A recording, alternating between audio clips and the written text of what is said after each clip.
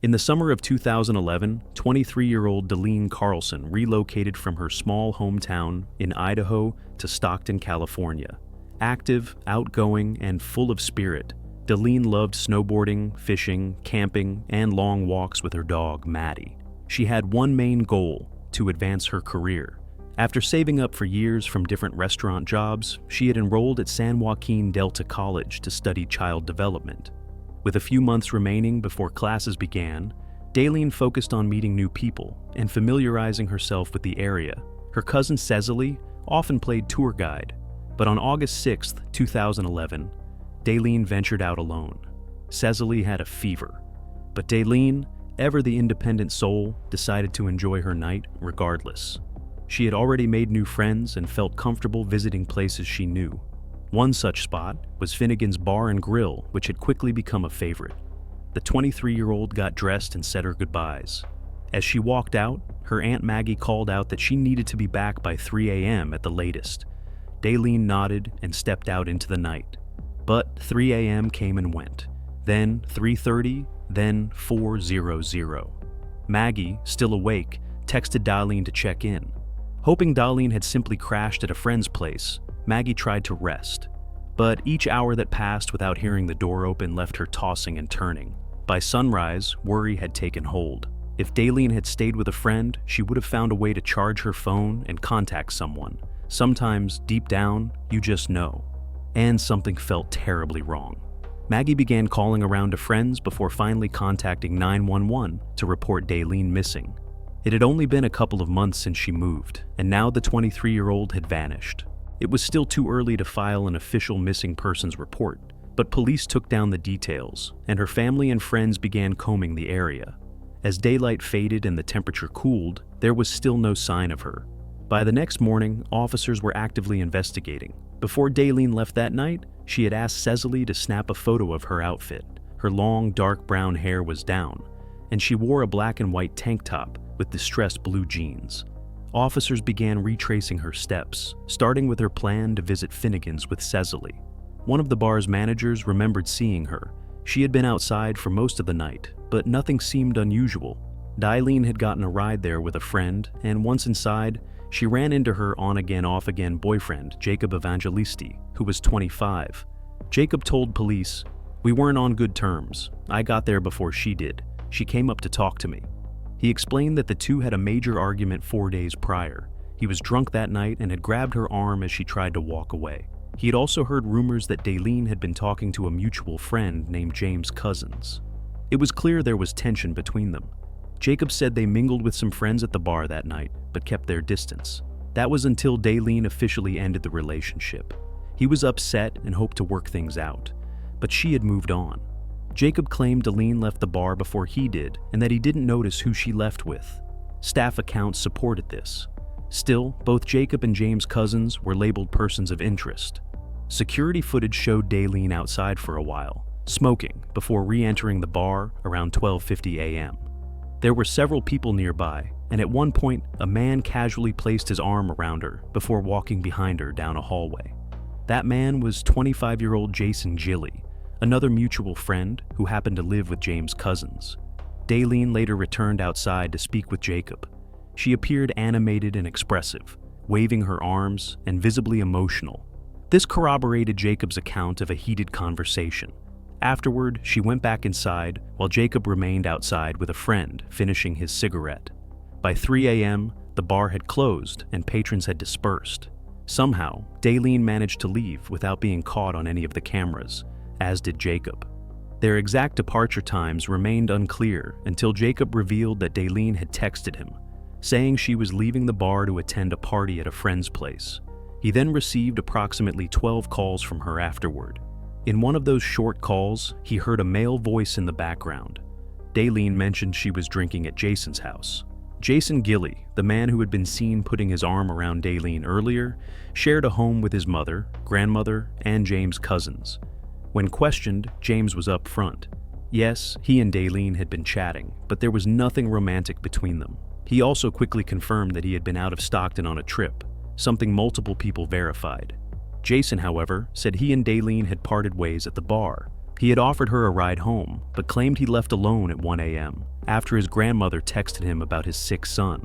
His grandmother backed this up, saying Jason returned home around 1:30 a.m. However, Jacob told police that Dalene said she was at Jason's house. Jason's grandmother confirmed his arrival home at 1:30, but Jason pointed investigators back toward Jacob and the argument he and Dalene had earlier. Jason had apparently witnessed the whole confrontation and described it as intense. Police found themselves at a dead end. Meanwhile, the search for Dalene intensified. Her family passed out flyers, raised money, and rallied the community. Her cousins held up posters and begged for answers on the news. A semi-pro football team even planned a charity game and raffle to support the search efforts. Yet, with each day that passed, hope slowly diminished. Friends described the emotional toll. Having to talk your brain out of every single possible scenario is exhausting and terrifying. The not knowing, it consumes you. With leads from Finnegan's dried up, police expanded their search to local businesses, asking for any footage. At last, they caught a break from a 24-hour grocery store.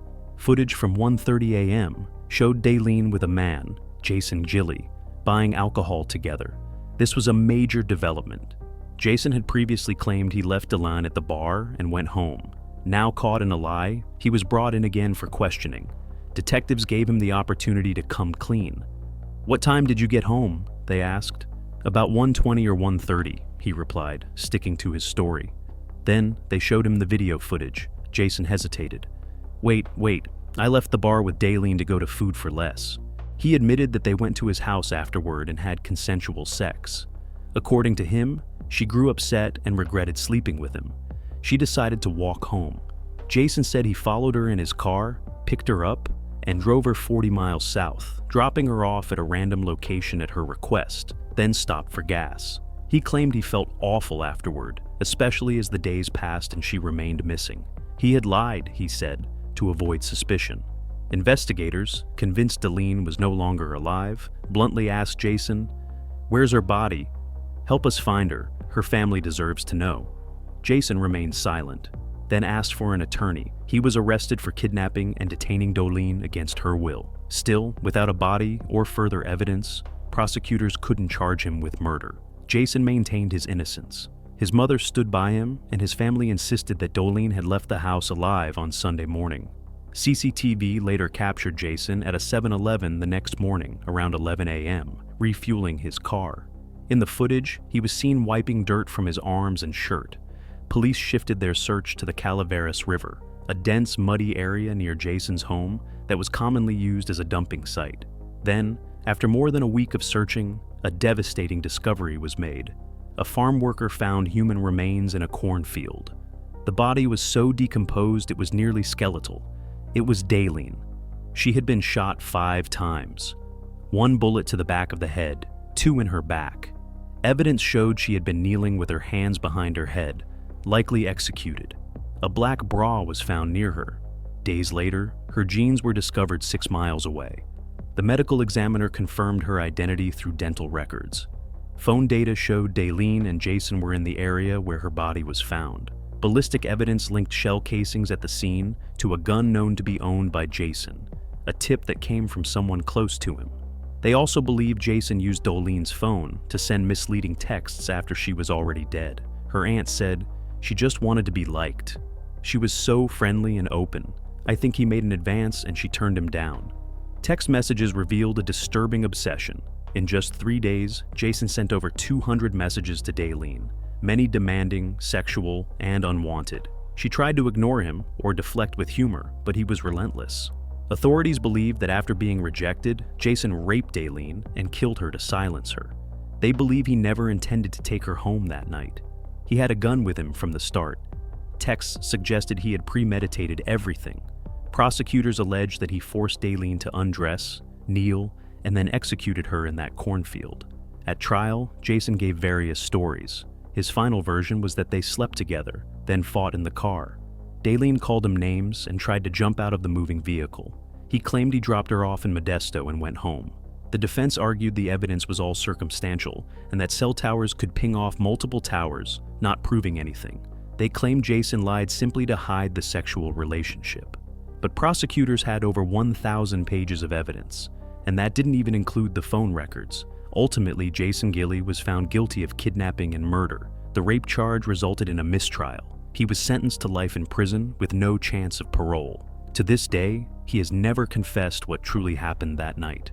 Dalene Carlson left Idaho with dreams of a better future. She had planned everything: her schooling, her savings, her new life. A simple night out turned into a nightmare. We can only imagine the terror she felt in her final moments, alone in a dark, cold field. Her Aunt Maggie said, "You don't get over something like this. What helps is remembering everything good about her while she was alive. What we did get with her, it was beautiful." Do you believe justice was truly served in Dalene Carlson's case? Or is there more to this story than we'll ever know? Let us know what you think in the comments. Don't forget to like this video, subscribe to Buried Secrets, and we'll see you in the next one.